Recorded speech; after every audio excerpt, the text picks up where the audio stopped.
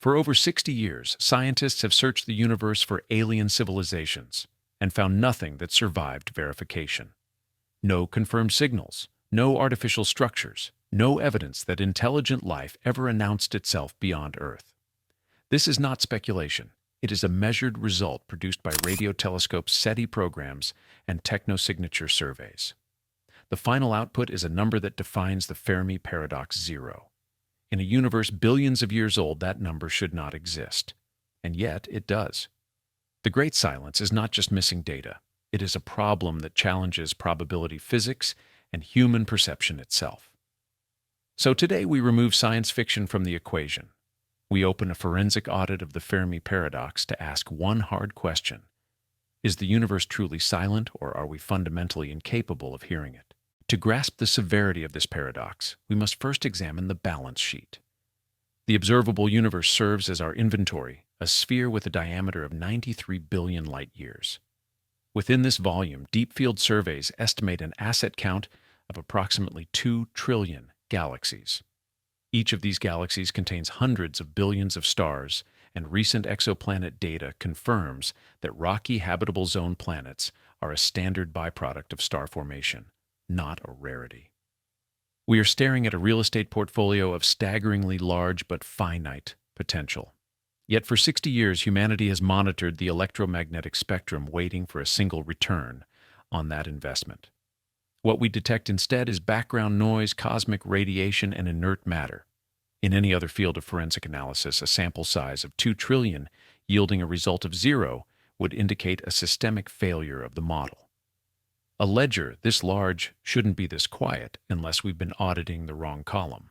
This silence stands in direct violation of the Copernican principle, the bedrock assumption of modern astronomy, which states that there is nothing special about Earth or humanity. We operate on the premise that we are average samples in a uniform cosmos. Therefore, what happened here must have happened elsewhere millions of times over. If biology is a universal imperative, the sky should be buzzing with the traffic of older, louder civilizations.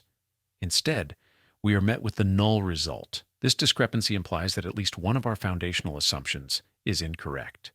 Either the universe is far more hostile than we calculate intelligence is fleeting, or our assumptions about intelligence are flawed. To find the error, we must interrogate the three main suspects: the biological odds of genesis, the physical cost of expansion, and the psychological blind spots of the observer. If the instruments aren't broken, then the first suspect isn't aliens. It's the probability that life ever starts at all. Our investigation begins at the molecular level long before the first cell divided or the first eye opened. Popular discussions of abiogenesis, the origin of life from non-living matter, often suggest a sense of inevitability. Given enough time, water, and energy, simple chemicals will naturally organize into complex biology. We assume that because the ingredients are common, the recipe must be easy to follow. This is a dangerous oversimplification. While the universe is indeed rich in the building blocks of life, amino acids have been found in meteorites and interstellar clouds. The leap from building block to building represents a combinatorial abyss that random chance struggles to bridge. The central hurdle is information storage. Life requires a mechanism to store instructions and replicate them.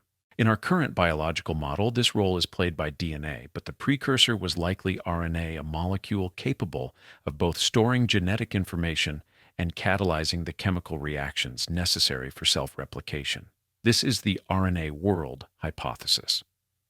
To initiate this process, you need a polymer chain of nucleotides, the letters of the genetic code, arranged in a precise sequence capable of enzymatic activity.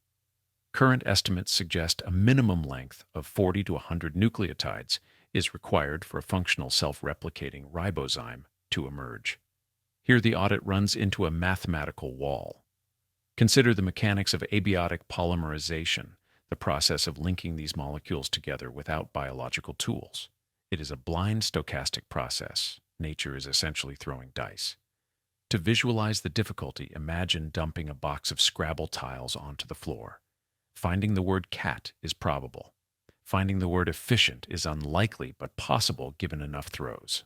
But expecting those falling tiles to spontaneously arrange themselves into the entirety of Shakespeare's Hamlet with no spelling errors pushes the boundaries of reality. For an RNA chain of just 40 nucleotides to form randomly, with the correct sequence to kickstart life, the odds are not merely low, they are functionally zero in a human context. The number of possible incorrect combinations dwarfs the number of atoms in the Milky Way. If nature is relying solely on random chemical shuffling to bridge the gap between dead matter and the first spark of life, the observable universe does not appear to have enough time or enough chemical laboratories, meaning habitable planets, to guarantee success. Yet, we are here. The audit has found a discrepancy. An event that should not have happened appears to have happened. To resolve this, we must look at the scale of the casino itself. Now put a number on that improbability one that forces the universe itself to be larger than what we can see. In 2020, astrophysicist Tominari Totani from the University of Tokyo published a paper that fundamentally recalibrated our understanding of this probability. He attempted to calculate the likelihood of a functional RNA polymer emerging randomly in the observable universe. His findings were stark. The universe we can see contains approximately 10 to the power of 22 stars. While this number seems astronomically large to the human mind, Totani found that it is statistically insufficient. The odds of the necessary RNA sequence forming by chance are roughly 10 to the power of minus 100. In a standard audit, when the probability of an event is 10 to the power of minus 100 and the sample size is only 10 to the power of 22, the expected result is 0. Life should not exist within our visual horizon. The fact that it does implies that our sample size is deceptive. Totani's solution relies on the theory of eternal inflation. This cosmological model suggests that what we call the universe is merely a tiny local bubble, a specific volume of space-time that stopped inflating and cooled down 13.8 billion years ago. Beyond our horizon, the greater inflationary universe continues to expand. The scale of this greater reality is difficult to comprehend. While our bubble has 10 to the power of 22 stars, the inflationary universe could contain upwards of 10 to the power of 100 stars. This massive increase in volume changes the audit entirely. It turns the rigged lottery into a guarantee. If you buy one lottery ticket, you lose. If you buy 10 to the power of 78 tickets, you will eventually hit the jackpot. In this model, abiogenesis is not a miracle. It is a statistical certainty, but only on a scale that transcends our observable reality. The implication for the Fermi Paradox is profound and chilling.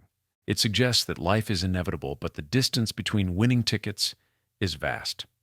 If the probability of life starting is 1 in 10 to the power of 100, and there are 10 to the power of 100 stars, then life becomes statistically expected. But it might only occur once per observable volume. We are likely the only winners in our specific bubble. The nearest civilization is not just a few light years away. They are likely separated from us by an expanse of space so vast that light itself has not had time to cross it since the Big Bang. We are alone in the room not because the room is empty, but because the room is too small to hold two such improbable events. If that number is even remotely correct, the silence is not surprising. It is expected. This leads us to our first interim finding. The great silence detected by our radio telescopes is not an error. It is the correct output of the probability function. Under the constraints of the RNA world hypothesis and inflationary cosmology, the expected number of civilizations in the Milky Way or even in the local supercluster is 1. Us. This low expectation verdict reframes our position. We often view the Earth as a typical planet orbiting a typical star, assuming mediocrity. But chemically and biologically, we may be the most extreme statistical outlier in the observable cosmos. The silence is simply the sound of an empty sample set. There are no signals to intercept because there is no one else within the causal horizon to send them. We are searching for a reflection in a mirror that is thousands of megaparsecs away. However, a forensic audit cannot rest on a single model. Totani's calculation assumes that the emergence of life is purely random and requires a specific difficult RNA sequence. If biology has other easier pathways, if life is easy and the universe is actually teeming with sludge moss or microbes, then the silence becomes even more alarming. If the biological filter is weak and life starts everywhere, then the absence of signals means something else is stopping that life from becoming loud. Something happens after biology but before space colonization. But suppose the expectation is wrong. Suppose life is common. Then the silence must be happening later at the level of energy. If the biological lottery is rigged against us, we are alone. But for the sake of the audit, let us flip the assumption. Let us assume Totani is wrong. Biology is easy when the universe is teeming with intelligent species. If they exist, we usually assume they must grow.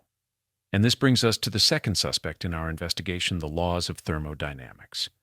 We tend to measure civilization by its achievements, art, democracy, spaceflight, but physics measures civilization by a single metric: energy processing.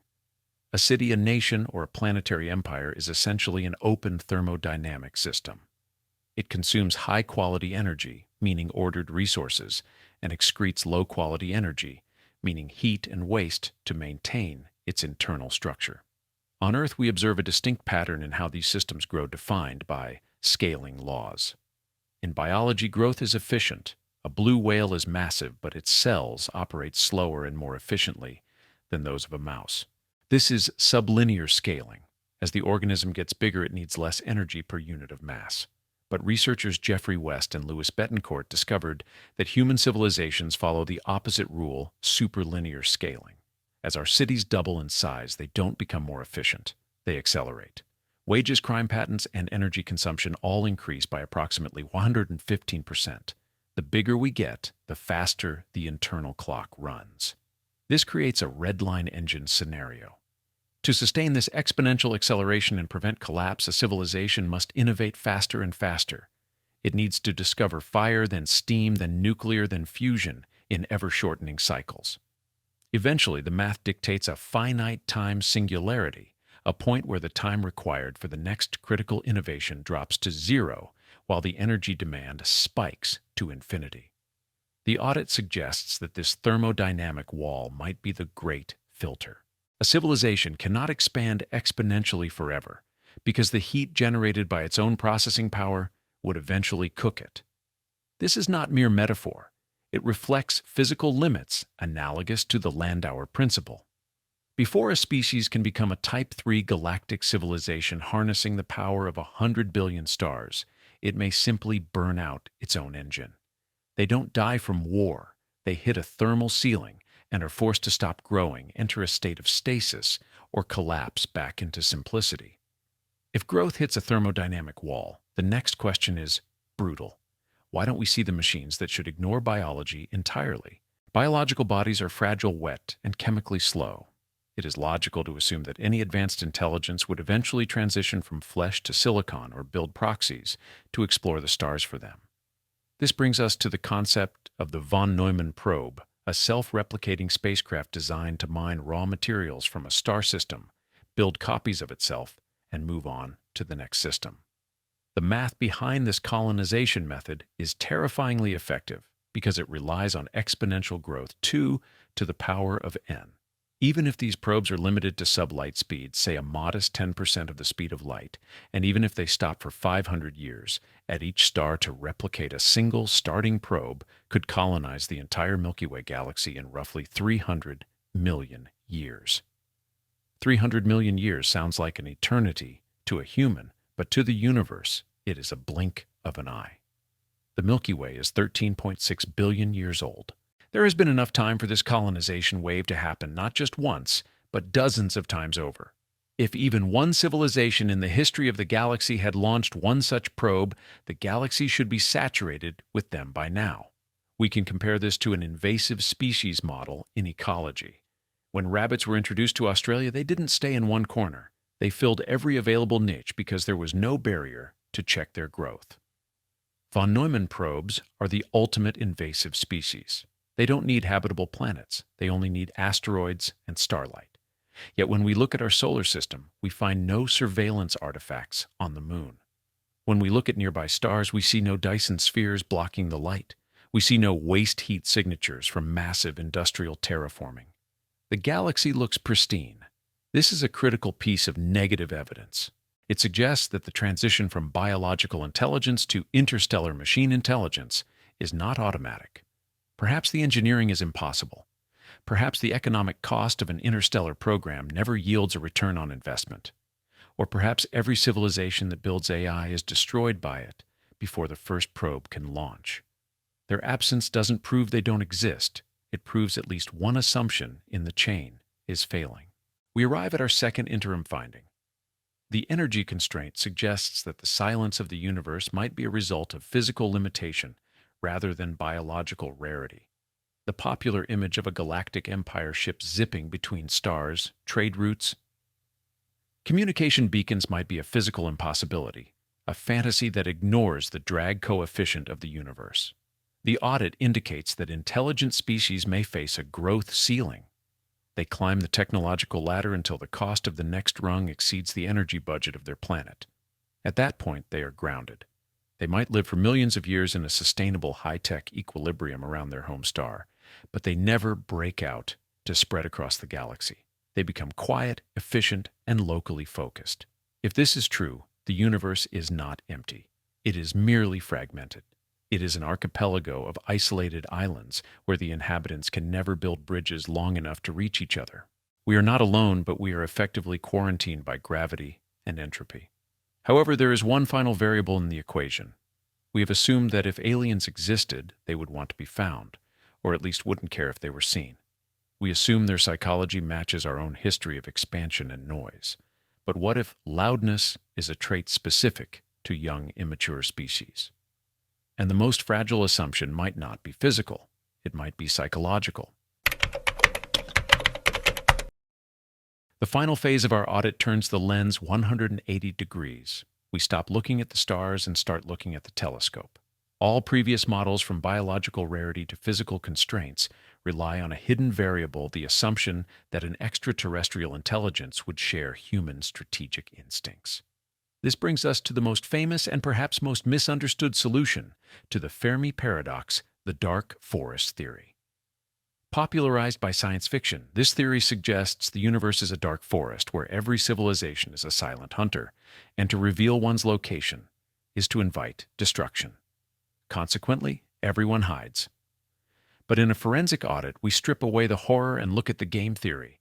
This is not about malice, it is about the first strike advantage in a system with incomplete information. In a universe where light speed limits communication, you can never truly know the intent of a neighbor. You only know that if they have the power to reach you, they have the power to destroy you. Within this simplified model, one possible Nash equilibrium is silence. However, we must check for projection bias. Why do we assume the rational actor is a paranoid conqueror? Because that is Earth's history. When we look into the dark, we do not see aliens. We see a reflection of our own colonial past. We fear they will do to us what Columbus did to the Americas. This mirror effect contaminates our data. We interpret silence as a threat because we are a noisy, aggressive species that views expansion as success. But if a civilization has survived long enough to become interstellar, they may have transcended the zero-sum evolutionary mindset that drives predation.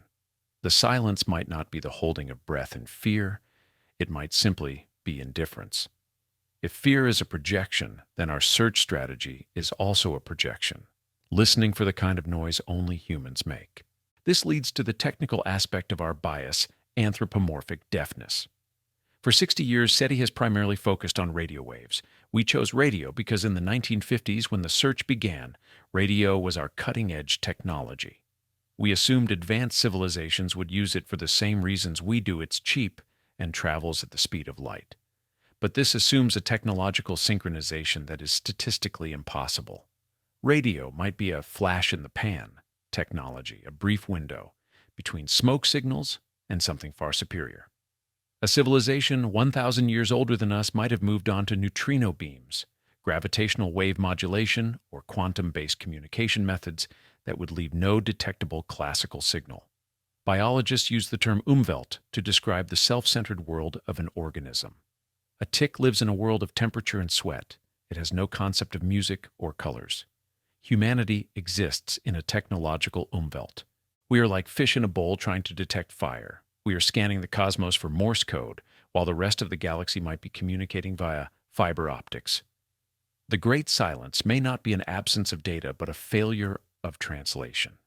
This is the problem of incommensurability, two systems so different They share no common measure. If they are out there, they aren't hiding.